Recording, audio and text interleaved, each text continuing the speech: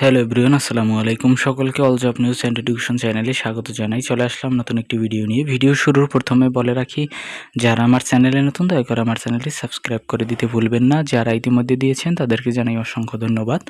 তো আজকে ভিডিওর বিষয় হচ্ছে, দেখেন এখানে বলা হয়েছে অনার্সের শিক্ষার্থীরাও পাবেন বৃত্তি। আবেদন শেষ হচ্ছে 14 জুন, মানে হচ্ছে আজকে কিন্তু লাস্ট ডেট। আজকের ভিতরেও কিন্তু আপনি আবেদন করতে পারবেন চাইলে রাত 12টা পর্যন্ত।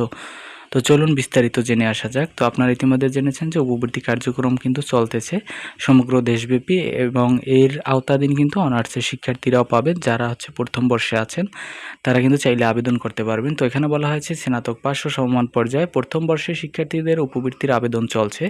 এই উপবৃত্তি পেতে গত 17 মে থেকে কিন্তু 2026 তারিখ থেকে আবেদন শুরু হয়েছে। আবেদন চলবে 14 জুন 2026 পর্যন্ত। অনলাইনে আবেদন করতে পারবেন শিক্ষার্থীরা। প্রধানমন্ত্রীর শিক্ষা সহায়তা ট্রাস্টের ওয়েবসাইটে প্রকাশিত বিজ্ঞপ্তিতে বলা হয়েছে, স্নাতক পাস ও সমমান পর্যায়ের 2023-24 ডিগ্রি ও ফাজিল প্রথম বর্ষ শিক্ষাবর্ষে ঢাকা বিশ্ববিদ্যালয়, জাতীয় বিশ্ববিদ্যালয় ও ইসলামী আরবি বিশ্ববিদ্যালয়ের অধীনে বিভিন্ন শিক্ষা প্রতিষ্ঠানে আর্থিকভাবে অসচ্ছল পরিবারের মেধাবী শিক্ষার্থীদের আবেদনের আহ্বান করা যাচ্ছে। তো এর আওতাধীন কিন্তু চাইলে মাদ্রাসা শিক্ষার্থীরা যারা আছেন তারাও কিন্তু আবেদন করতে পারবেন।